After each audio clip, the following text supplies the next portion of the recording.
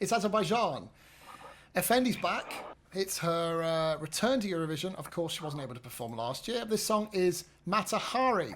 Now, you might be thinking, do you mean a rehash of the 1976 classic? No, I definitely don't. Matahari is, without question, an ethnic-inspired banger that the late Sir Terry Wogan would have said this has just the whiff of the souk about it. Born in Baku in Azerbaijan, Efendi is quite a popular singer. She was supposed to sing Cleopatra last year. This will be in the second half of first semi-final. And, ladies and gentlemen, Azerbaijan are the 17th favourites to win Eurovision this year. Matahari. Let's start with Jeanette. Jeanette, what do you make of this? I kind of like it, but I don't like it as much as I did last year with Cleopatra. I thought that was a stronger song, but I think this could do well. She's obviously great looking.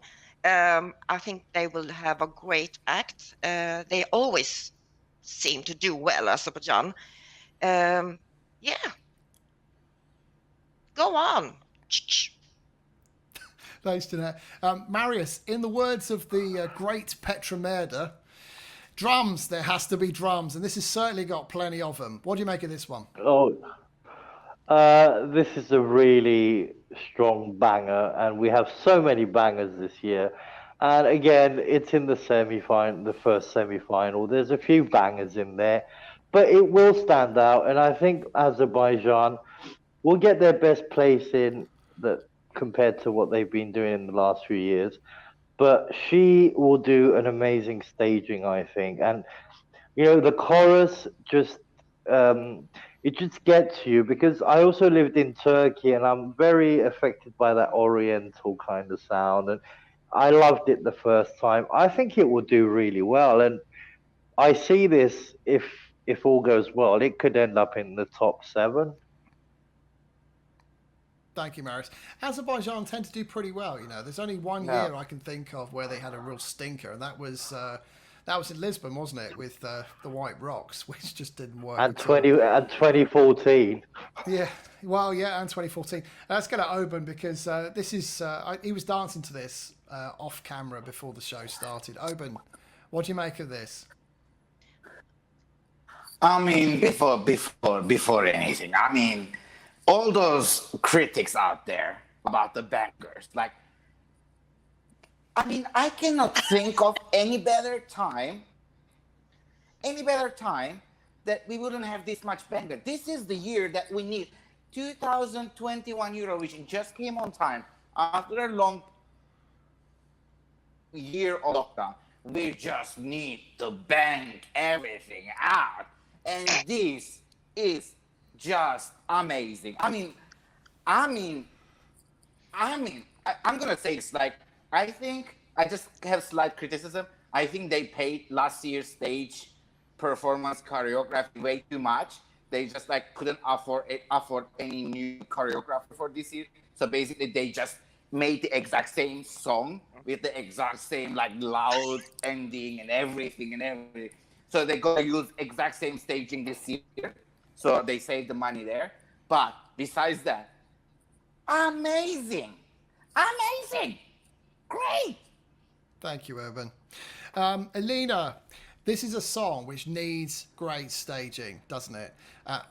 What can you kind of see happening in Rotterdam? I honestly have no clue. I could see a lot of gold. That's all I can imagine. And maybe half-naked men. Who knows? There will definitely be naked men even on stage. Without question, that's going to happen. I can kind of visualize some kind of chariot being carried in with they're dancing on top of it. I've got to go to Michael next. Michael, staging is going to be so important in Eurovision, because when you get so many bangers, what you can't afford to have is a singer stood there with dancers dancing around, because it just doesn't work.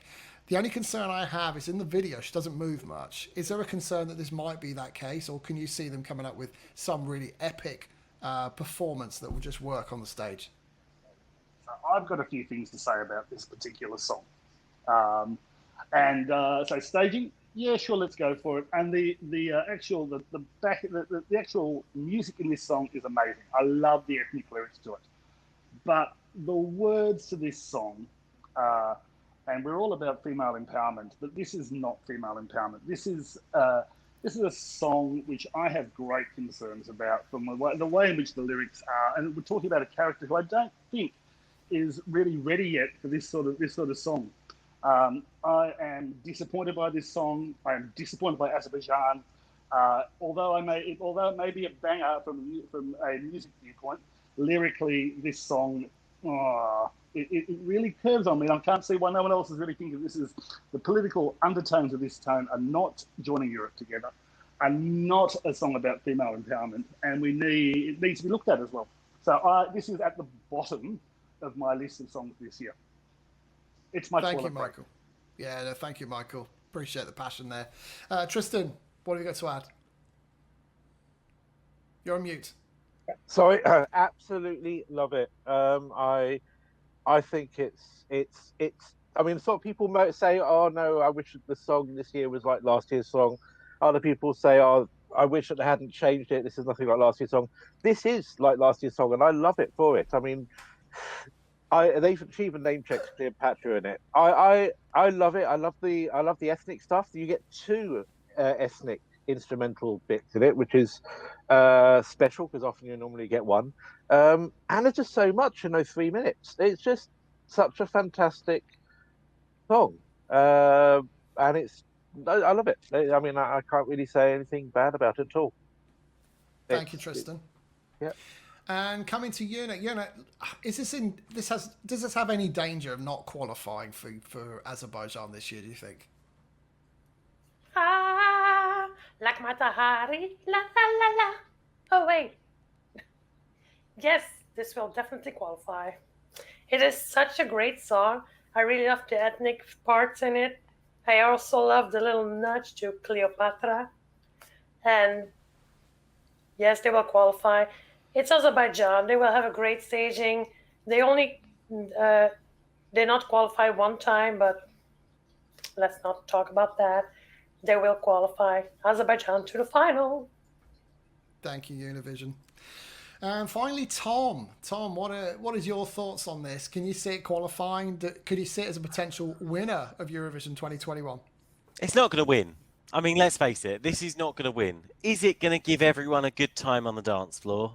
Yes. Let's face it. I'm envisaging like late summer evenings, parties, disco lights on the dance floor. Brilliant. I think this song is really unfairly criticised, actually, for the fact that it name-checks Cleopatra, because on one hand, people are like, oh, she's name-checking Cleopatra. Oh, it clearly sounds just like Cleopatra last year.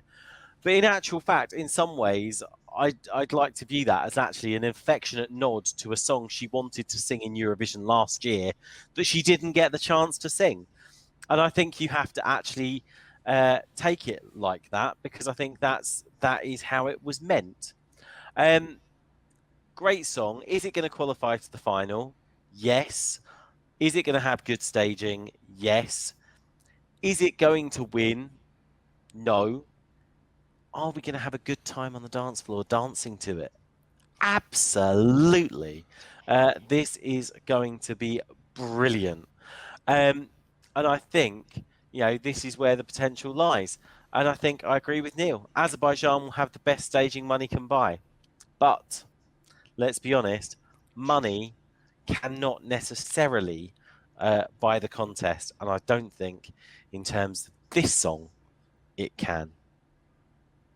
But it's got the Kele Kele Armenia type vibes. It should never obviously never combine Armenia and Azerbaijan, but that song sounds very similar to me, and I love it, and I can see people really getting on board with this, and I can see it going a very similar way. Do not write out Azerbaijan, guys. Pretty decent bet at the moment. Not that I ever bet on anything Eurovision related, that is. Just £10. always. Yeah.